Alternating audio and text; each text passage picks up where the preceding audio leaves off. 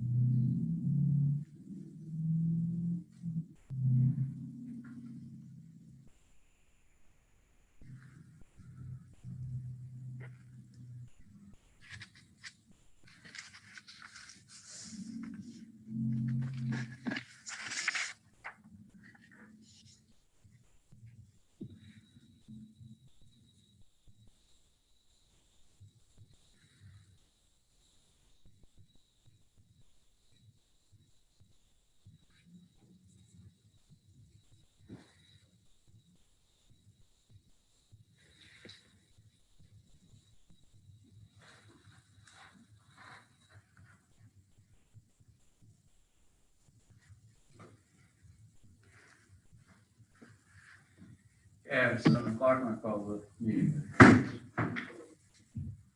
Brooks, Here. Holmberg, Here. Glenn, Here. Kushner, Here. Jacobs. Here. Mr. Mayor, here. Yeah, here. Chief Ryan. Let me unmute it. Am I?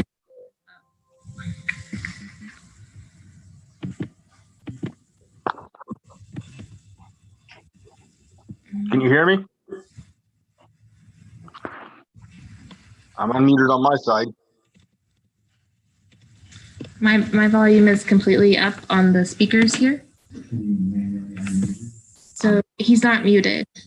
I just can't hear him. Yeah, I'm not muted on my side. Yeah.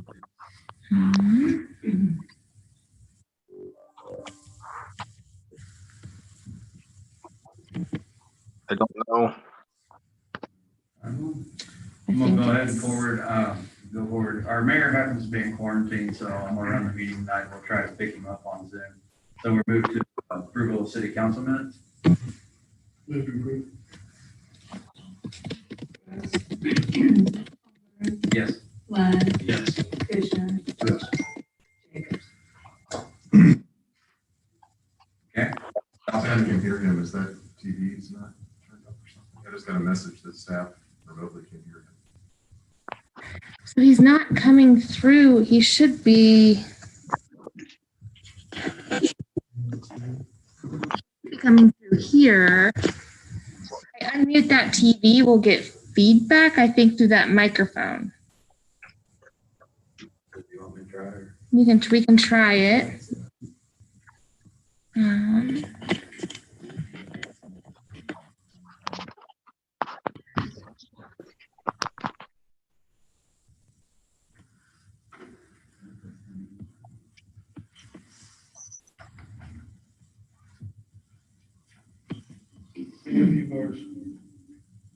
see you're in the feedback now? I can hear you guys. You can't hear me still? We can hear you now, but it's I'm going here now, but it's on the TV. it creates an echo through the system. Okay.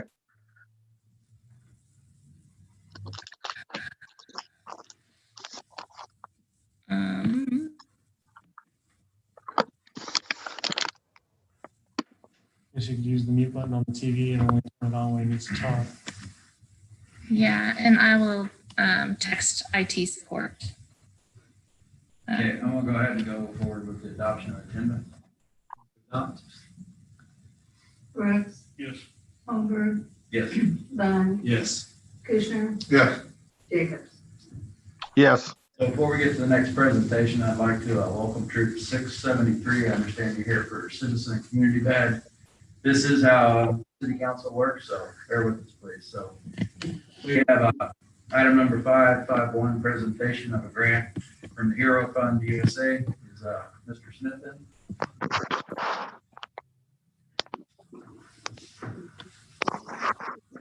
Please allow me to introduce myself. My name is Daryl Smith. I'm with an organization called Hero Fund USA. We're based in Blue Springs, Missouri. We are just under 4 years old, as incorporated the day after Christmas at the end of 2016. So this is our year number 4. Our primary mission as an organization, and we are a volunteer organization headed by a volunteer board of directors, a 10-member volunteer board of directors. Our primary mission is to provide funding for safety equipment for first responders, items to keep the first responder safe so they have the best opportunity possible to be able to go home to their loved ones when they're done protecting us. It includes law enforcement officers, firefighters, and emergency medical services personnel. Our primary mission, again, is to provide funding for safety equipment. Secondary, but equally important to that, is we provide funding to support the families of first responders in the immediate aftermath of a line of duty death or critical injury. In fact, it just came from Leavenworth, Kansas earlier today. There was a sheriff's deputy there that was killed in the line of duty a week ago. And in fact, unfortunately, on my way home, I just found out that in the same county, there was a firefighter killed in the line of duty yesterday. So we'll be going back to Leavenworth tomorrow. But we're a bi-state organization, Missouri and Kansas, again, headquartered in Blue Springs. I want to commend your police chief here, Chief Lockhart, for approaching us earlier this year with a need for some ballistic helmets. I think you brought a sample of one of those this evening. Again, our mission is to provide things to keep the first responder safe. The need is apparent for these.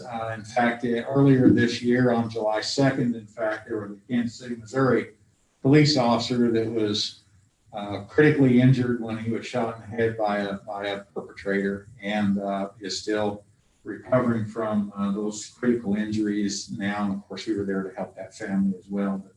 But, so I just, without further ado, I just wanted to present Chief Lockhart with a check for $7,250.50 to provide payment for hopefully half of the cost of these helmets. And I think this is a great example of citizens of the community partnering with citizens of other communities to help meet needs and to work hand in hand with communities throughout Missouri and Kansas to meet needs, to make sure that our local heroes, first responders, get to go home to their family when they're done protecting us, and at times protecting us from our own stupidity. So we appreciate Chief Lockhart and all that he does for the community of Warrensburg, and thank you, and be safe.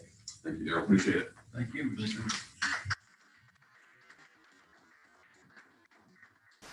Next on the agenda is 5.2, a resolution for Anderson. I'll read this. Whereas Wanda Anderson began working for the city of Warrensburg after graduation from Warrensburg High School on July 3rd, 1978.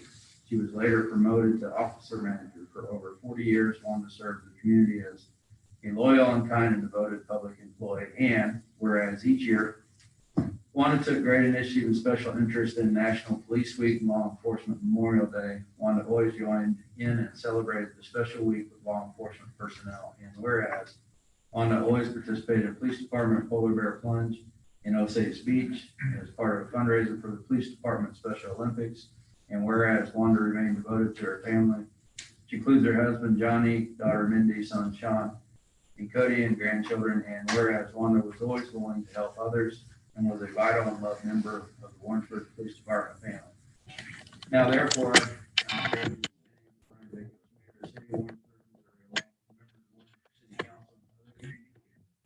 like to thank Wanda Anderson for serving the city and citizens for so many years. We appreciate your dedicated service to the city of Warrensburg and want to wish you best during your retirement. Dated this 9th day of November 2002.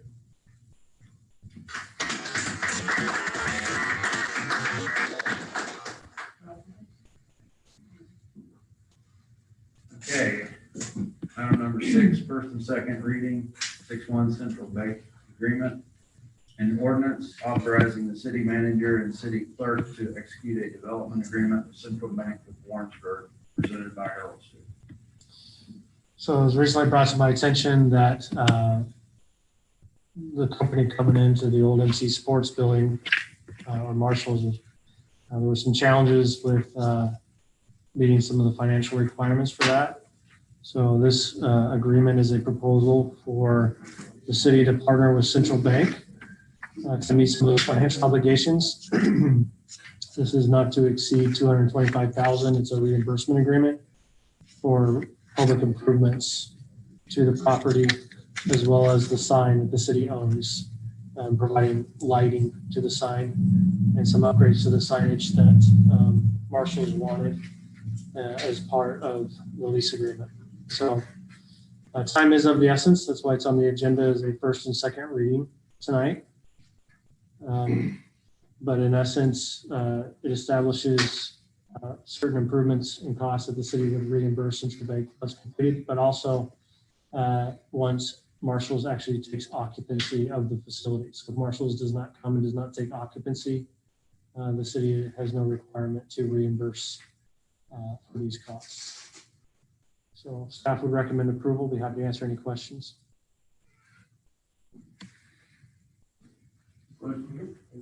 Move to pass said ordinance to second reading by title. Brooks. Yes. Holmberg. Yes. Lund. Yes. Fisher. Yes. Jacobs. Yes. This is, Did you hear his answer? did you? That's what I'm saying. Don't we have to unmute him? For him to. Can we visually get a thumbs up or thumbs down? The yeas and nays are to be recorded. He So just, Just go ahead and up the volume so you can speak. Yeah, that's what I'm saying. Yeah.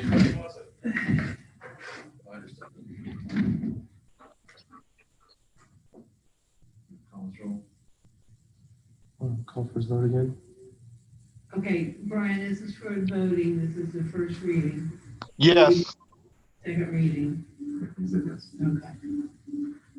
We heard you. Yes, Brian. Yes. This is an ordinance authorizing the city manager and city clerk to execute a development agreement with Central Bank of Warrensburg. This is for adoption or rejection. Brooks. Yes. Holmberg. Yes. Lund. Yes. Kushner. Yes. Jacobs. Yes. Can All right. we take a minute, Pro Tem Holmberg, can we please take a minute to maybe test the speaker one time to see if it's this on this end? And if that's the case, I can try to unplug and just use the audio from my computer. Well, she's already on that. Do any of you guys out there have any questions?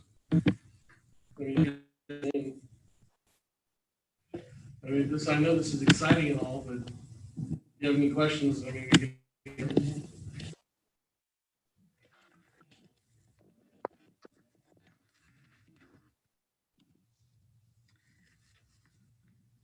It appears as though our speakers have gone out in the last couple hours or so.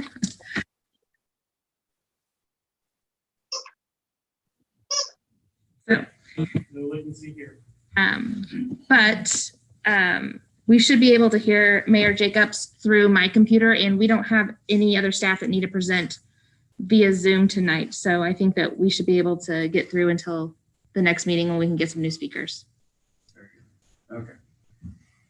So item 771, second reading of ordinance. Okay. An ordinance authorizing the city manager and city clerk to execute contracts with civic organizations for fiscal year 2021 annual services, 8 contract.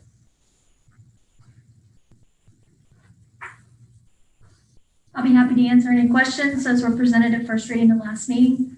Contracts were included in your packet again. I move to approve. This is for adoption or rejection. Brooks, Yes. Holmberg, Yes. Lund, Yes. Kushner, Yes.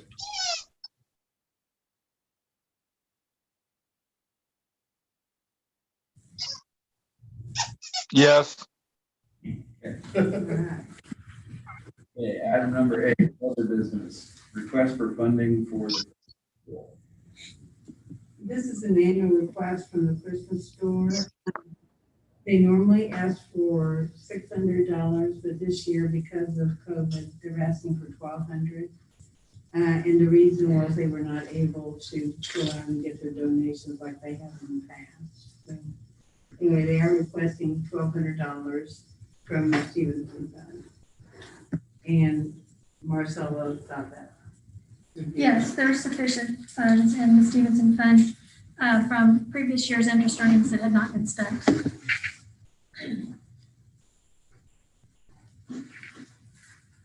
questions. Any questions about it? Anybody want to move to approve? Move to approve. Brooks, Yes. Holmberg, Yes. Lund, Yes. Kushner, Yes. Jacobs. Yes. Item number 9, appearances to council not listed on the agenda. Have anybody keep?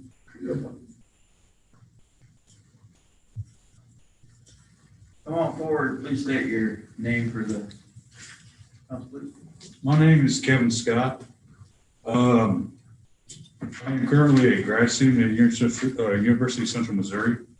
What I want to bring attention and what I'd like to do is maybe we can come up with a plan to regulate these laser pointers that I've seen in the unrest in Portland and Seattle. Individuals have been using these electronic devices to hurt, harm officers. And the average eye injury for these officers, just for one eye treatment, is $20,000. There was a total of about 115 officers suffering these eye injuries. And the combined cost for indirect and direct costs alone is about $25 million for treatment and unemployment. But the main thing is, it'd be the right thing to do as a regulator. I literally just went to Walmart, bought a laser pointer. There's no ID requirement. There's no age restriction, nothing. The laser pointers I'm really talking about are the military grade. I used those laser pointers 3 tours in Iraq. And we was always told not to even put those in people's faces because it causes skin burns, it causes damage to your eye, it causes loss of vision. And I want to pursue this so we can get some restrictions on this, because this is going to be a problem for a while. There's people who've educated others. They encourage people to buy these and use these. And we're going to keep having civil unrest for years. And this is going to keep going and going. And we can nip it in the bud, starting at this level, and just keep going. We can solve that problem real quick. Officers that deal with enough stuff they have to worry about. I went to the ballot program in Kansas City. I went to Iraq 3 times, did 3 tours. I deal with my problems. These officers do it every day. They don't just do a tour. They deal with stuff every day. And that's the last thing they need to worry about, is somebody when they burn their eyes out while they're doing their jobs. That's ridiculous. And that's why I want to bring everybody's attention. I have all the numbers. I'm doing all the research. It's part of my class. And my instructor suggested I bring it up to your guys' attention. And I want to pursue it. I want to take it all the way to a federal level. Even. I think that there's no reason anybody needs to take a military grade laser pointer to a protest or demonstration. There's no reason. They're not teaching a class. They're not giving a demonstration. They're not, they don't need it. It's ridiculous. These officers have been getting hurt. And, you know, it's just like, if I go outside and if I hurt somebody, if I hit somebody, that's frowned upon. That's something I shouldn't do, right? Why is it that somebody can go burn their officer's eyes out and they're not facing any repercussions? The only thing they have federally is considered a misdemeanor. There's no prosecution. It's not considered a weapon. There's no felony for it. Every case that has been brought to court has been getting thrown out. It's ridiculous.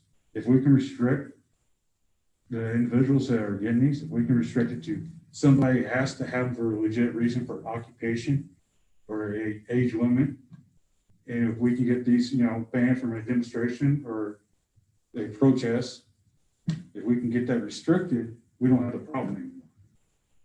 You know, there's also other avenues we can do. There is PPE for officers. They do sell eye protection. They're about $90 to $140 a piece. That bypass that, but main thing is if we can mitigate it where we can restrict this from even being an issue, the officers don't even have to wear PPE. It's something that's not being addressed. It's been getting ignored. And that's why I'm here. Well, we certainly appreciate you coming on behalf of the law enforcement. That's important. Thank you for that. Where would we go next on items such as this? And when you have to direct staff to pursue it, and there'll probably be some conversation with legal counsel as far as what options you would have via ordinance and state law to limit sales within city limits. Before we even went that far, I think it'd be helpful if you finished your research Mhm. and, you know, after presenting to your class, brought it to us. That way we'd be that much more informed before we started any processes. Maybe give some more of your thoughts as far as what you think is, you know, your feedback after you dedicate some time. That would also help staff if we choose to do something with it, as far as providing them with research to reference and before we brought it to legal counsel and whatnot. Does that sound fair? If you're willing to. Yeah, I'm willing to do that, sir. I do have the numbers crunched on the injuries and everything. I'll have this class wrapped up by December 11th. So I can bring everything in. I can make a PowerPoint for you if you want. You can do that. No problem. I have to do a quick question. Would something like that be treated as like felony assault or assault of a police officer? It depends on the nature of the injuries, but yeah, yes, under existing assault laws, certainly at the local level, but we generally don't handle cases where there's been significant injury. If there has been significant injury or risk of significant injury, then that would qualify as a felony assault under state law in the state of Missouri. And that would go to the county prosecutor. Correct. Thank you very much. Thank you. Item number 10, mayoral appointments. I'm not aware of any tonight, so miscellaneous matters from the mayor and or city council. No?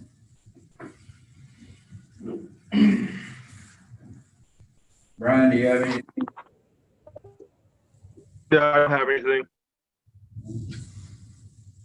All right, city manager report. Errol? I don't have anything to report outside of the city report that's already included in the packets. I do have a need for closed session this evening, briefly. Marcella, Director of Finance. The Director of Finance report has been presented. I'll be happy to answer any questions regarding that. We started the year off so far for the month of October, as of this report, in a pretty good light. Majority of that is the CARES Act money. I meant to acknowledge at last council session, and it got away from me, but appreciate staff coming in at 634 on deficit instead of projected. So I know that was a lot of work last year, and I know there were furloughs and other sacrifices. So I appreciate that. So what staff does. Before we go to closed session, is there anything else from folks attending on Zoom, Chamber, Main Street, any of our community partners? No one has raised their hand to speak. Doug, Cindy, Chief? Okay, so I close this. Anything from the group? Questions or, all right. So I close this and then reclose? You'll need, I'll read the thing about to close. Okay. Vote to close part of this meeting pursuant to section 610.021 of the revised statutes of Missouri relating to 1, legal actions, causes of action, or litigation involving the city and any confidential or privileged communication between the city and its representatives and its attorneys. 2, leasing, purchase, or sale of real estate where public knowledge might adversely affect the amount paid in the transaction. 3, hiring, firing, disciplining, or promoting of particular employees by a public governmental body when personal information about the employee is discussed or recorded. 12, documents or any documents related to a negotiated contract until a contract is executed or all proposals are rejected. 13, individually identifiable personnel records, performance ratings, or records pertaining to employees or applicants for employment. Brooks, Yes. Holbert, Yes. Glenn, Yes. Fisher. Yes. That's close.